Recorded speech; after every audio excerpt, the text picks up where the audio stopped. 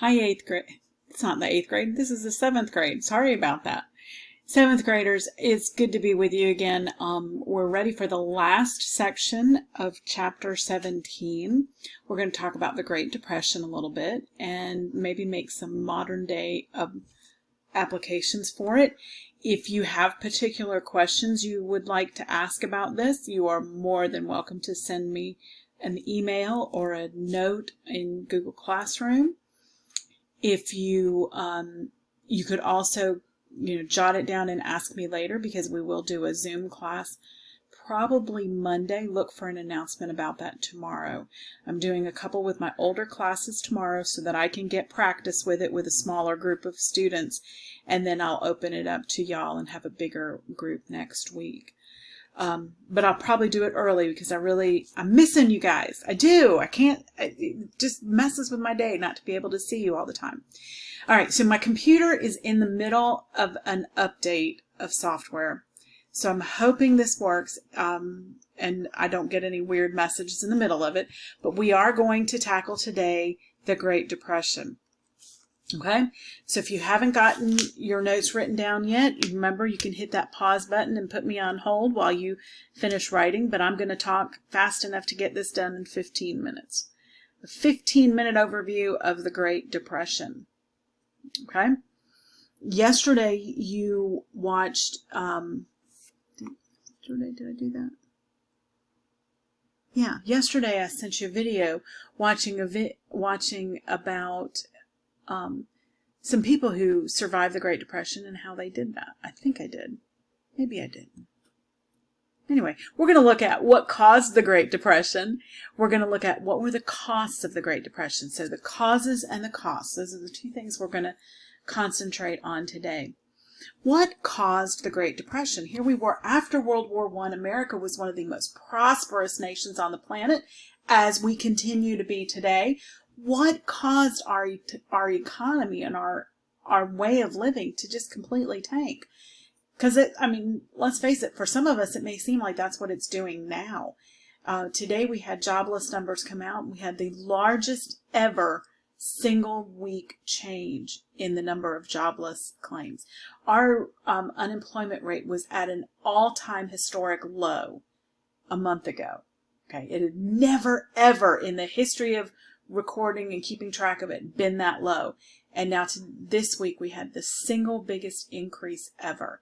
But it's due to factors that are really beyond our control right now, the coronavirus and all those things going on.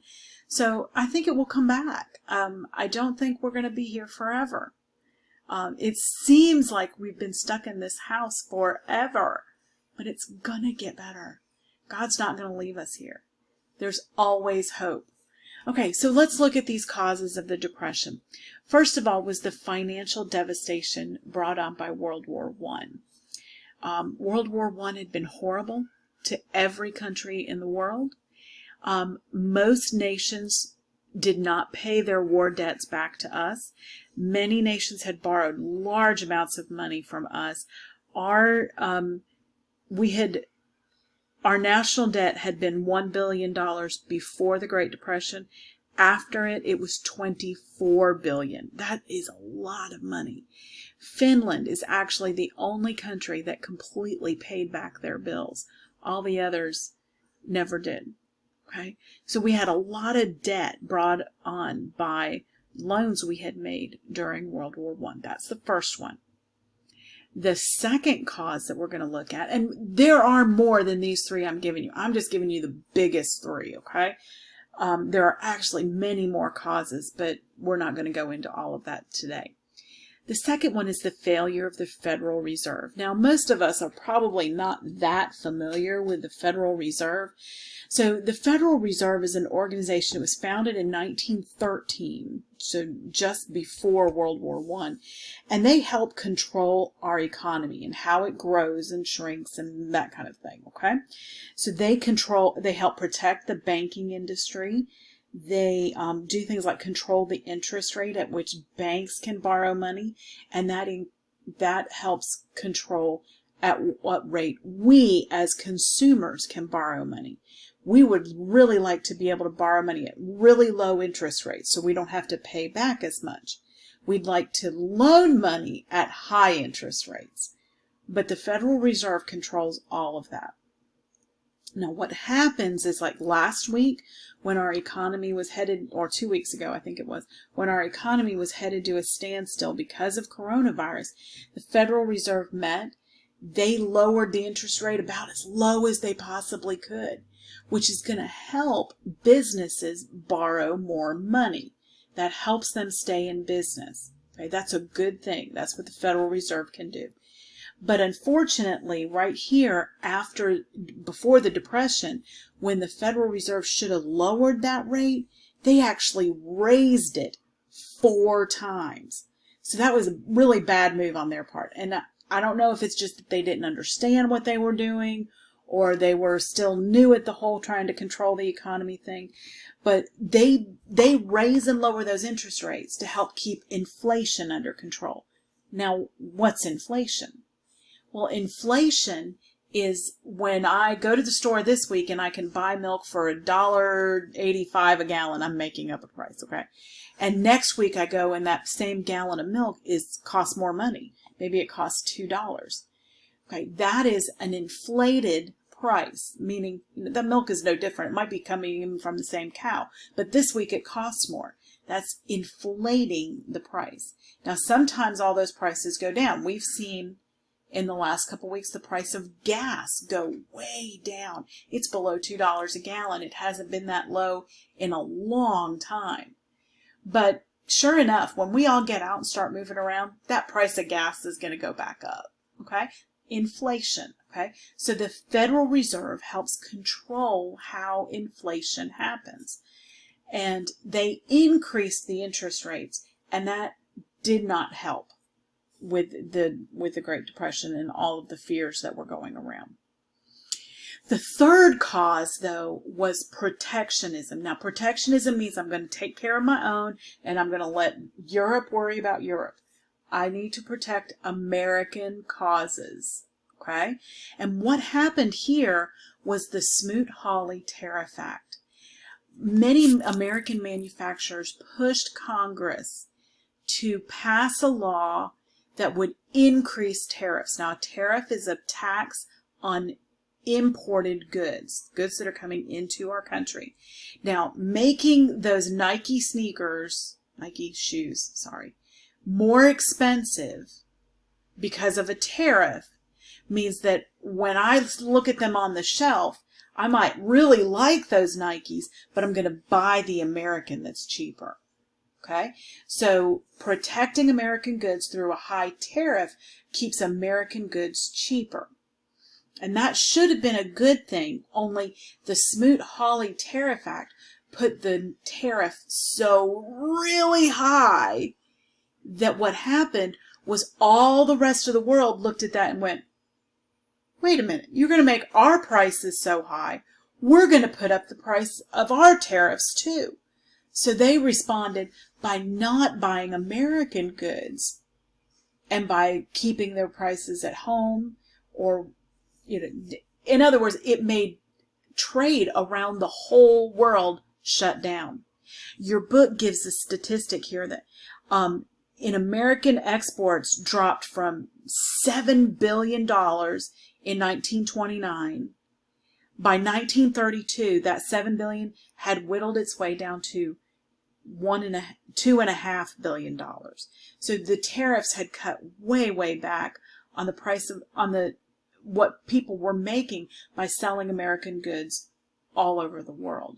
So that is a huge problem. So 3 causes of the Depression: nations didn't repay their war debt, the Federal Reserve raised the interest rates, and the Smoot-Hawley Tariff Act raised the price of American goods around the world.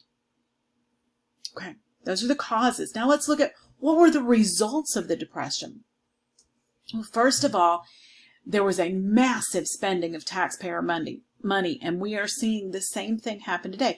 Now, I'm not saying that we're going to end up in another Great Depression. I really don't think that. There have been measures put into place in our economy and in our government that should keep a Great Depression from happening again. So please don't leave my video being fearful of something like that, because God has always promised to take care of us, and He's going to do that. He will never let us go hungry. Okay? So don't worry. But massive spending of taxpayer money was one of the costs of this Great Depression. Unemployment was astronomically high. What we have today, what we had in our numbers that came out today is nothing compared to what happened in the Depression. During the Depression, as many as 1 in 3 American workers were out of work. And I know that our numbers are not going to get anywhere near that. Okay? The Hoover's efforts to help control that unemployment were ineffective. He tried small little things and nothing worked. But another one of the biggest costs of the Depression is the growth of government. Herbert Hoover was the first president during the Depression. The second one who took over midway through was Franklin Roosevelt. Let me put this up there. Both of them worked to increase government involvement in our daily lives. Okay, they passed new legislation that made the government more involved in everything we do every day. We pay now more taxes.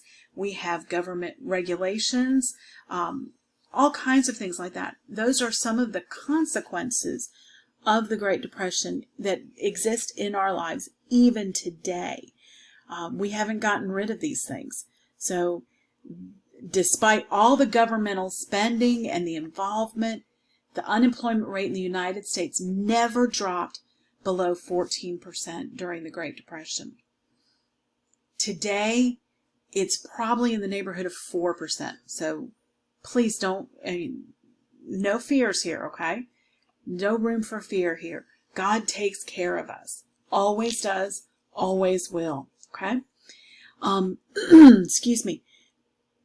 The Depression is going to continue. What's going to bring us ultimately out of the Depression? Oddly enough, World War II, which is our next chapter.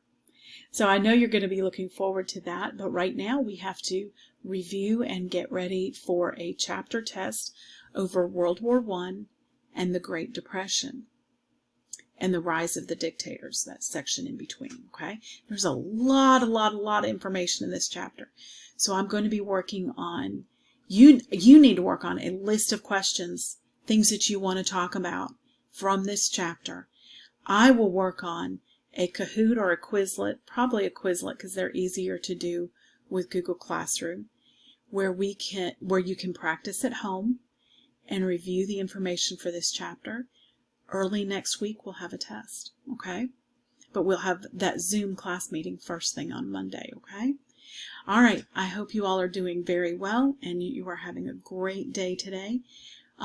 Again, I miss you, and if I can pray about something with you, please let me know what I can help you with or what matters we can pray about together, okay? Y'all have a great day.